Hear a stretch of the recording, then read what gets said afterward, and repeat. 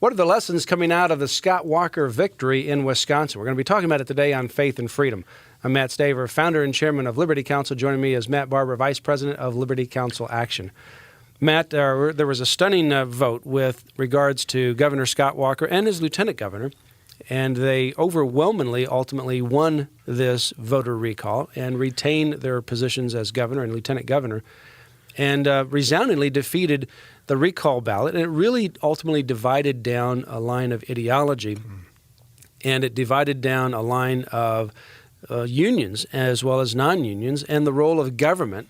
And what are we going to do with regards to getting government back under control? That was the real division point. I'm not sure that it was particularly just Democrats and Republicans, because Scott Walker actually won a greater margin in this recall than he actually won when he was voted in originally. And that particular state has gone more Democratic in the past. So I don't think it was just a Republican-Democrat. I'm sure obviously there were Republicans that voted Republican and Democrats that voted Democrats, but there obviously had to be a lot of switchover.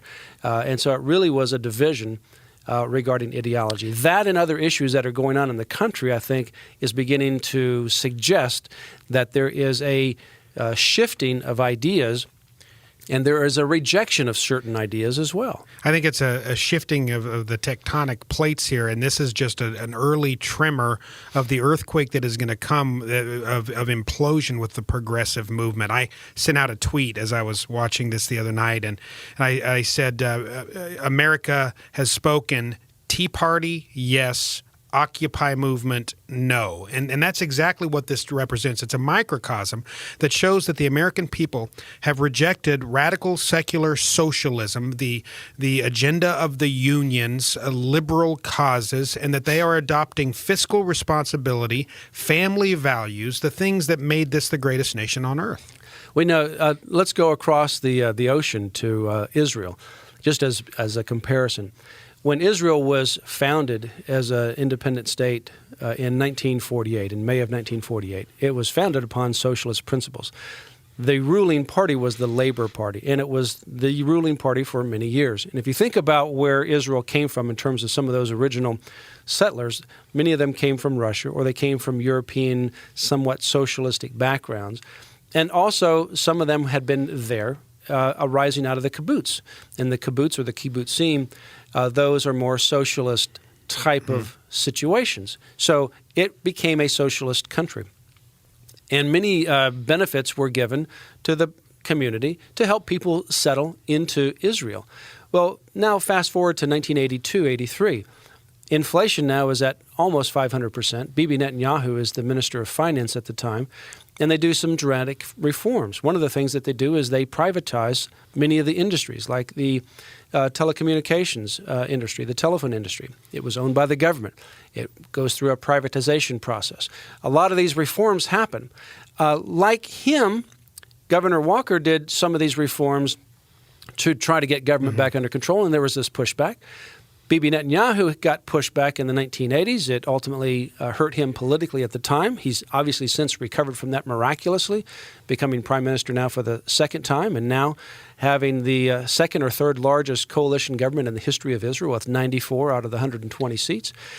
But what has happened since then? When you did those difficult decisions and you ultimately looked at more free enterprise as opposed to government as the answer, Israel now is one of the best performing economies in the world. It has the most R&D research in the world. It's second the most companies listed on the NASDAQ stock exchange. And you can go on and on and on in terms of the inventions that have come out of Israel. Same things happened over here in this country. You know, we've got the government that's gotten out of control. Politicians need to make difficult decisions. Scott Walker made those difficult decisions. And they worked. Started off with a $3.6 billion deficit. Yeah. Now, at the end of their biannual fiscal year, they'll end up with $150 million in surplus. They've got about a 5 to 6% unemployment rate, which is significantly lower than the national average. So those reforms worked. Government, more government doesn't ultimately solve the problem. It creates the problem. He tries to get government out of the way. He gets pushback, and the people ultimately side with him. Yeah, and neither do the unions solve the problems. They have served a purpose, but private and public sector unions have the pretext that they're out there to defend the little man. Well, Scott Walker's objective successes in the state of Wisconsin have cut the legs out from under that empty argument. The pushback came. They put up a front that, it's because we're defending the little man. The pushback has come because as individuals can make the decision for themselves whether or not to be part of these unions and where their funds should go and so forth. The unions have been a funnel for millions and millions and billions of dollars to liberal causes. That's where the true pushback is coming here. It's a financial analysis. It has nothing to do with the union standing up for the little man. No, I mean, unions obviously have, and they do in certain situations have a purpose to prevent abuses by overbearing employers. But at the same time, the union leadership often has abandoned the individual worker that's a part of the union, and they've used that power as a very liberal political power, and they use that to funnel money to support very liberal progressive causes. And they're not looking out for the overall impact or the negative impact of some of the decisions that they're doing. They're looking at a very small, self-interested, ideologically driven position. And here they would be ready and willing to let the entire house burn down, than to put a few buckets of water into the hands of each one of their workers and try to put the fire out. And that's what Scott Walker was doing. All of us, he was essentially saying, we have to work on getting this deficit down, $3.6 billion. How are we going to do that? We're going to have to change some of the ways that we do business, and all of us are going to have to participate. And that's what happened, and now you've got this dramatic turnaround in just a very short period of time. And when they pushed back, the unions put a lot of money into pushing their ideological cause. That ideology was rejected soundly in Wisconsin. Well, and for the unions to funnel money from their members into these liberal ideological causes, they have to compel the members to give money because a lot of them reject those causes, and so they have collective bargaining, and Scott Walker reformed that. So again, it's a financial calculus for the unions. It's a political calculus. I believe it doesn't have quite that much to do with defending the little guy. And you were talking about the Tea Party versus the Occupy. I was just in Washington, D.C., and in one of those places where the occupiers were, there's one tent left.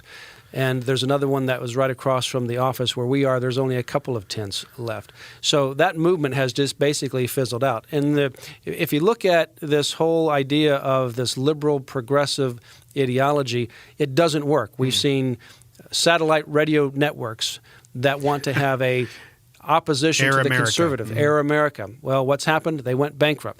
And they go bankrupt financially because they are bankrupt philosophically. Yeah. And the philosophical bankruptness ultimately results in financial or fiscal bankruptcy. Well, secular socialism has been an abject failure everywhere and every time it has been tried, and we find ourselves headed down that path in this country right now, and we need only look to Europe to see where that leads us, and it's disaster. And Wisconsin, as I mentioned, it's the early tremors, the American people saying, no, this secular socialist progressive ideology has failed in Europe. It's failed every time it's been tried. It's going to fail here in the United States. We reject it, and we're heading back to our founding principles. Even in Europe, they're realizing that they have to pull back. I mean, even, for example, in Great Britain, with regards to the socialist type of healthcare system, they realize it's not working. They've got to pull back. Yeah. And so all of those ideas, they just simply don't work. We're seeing that shift here in America. It's an exciting time in which to live. Give us a call at Liberty Counsel. Become part of our advancement of life, liberty, and family through litigation, education, and through public policy. You can go to our website for more information at lc.org. You can ask for our free newsletter, The Liberator, and our regular email, The Liberty Alert. You can also make an online credit card contribution to Liberty Counsel. All of the matters that we do, litigating all the way up to the United States Supreme Court, education and public policy we provide at no cost. We can only do it through your prayers and your financial support. So go to Liberty Counsel's website to give your financial support. You can not only do it online, but you can also get the address or make a phone call directly to Liberty Counsel. Also, ask for this book. You can order it from Liberty Counsel, Resurgent by Ken Blackwell and Ken Klukowski. That's called the book Resurgent.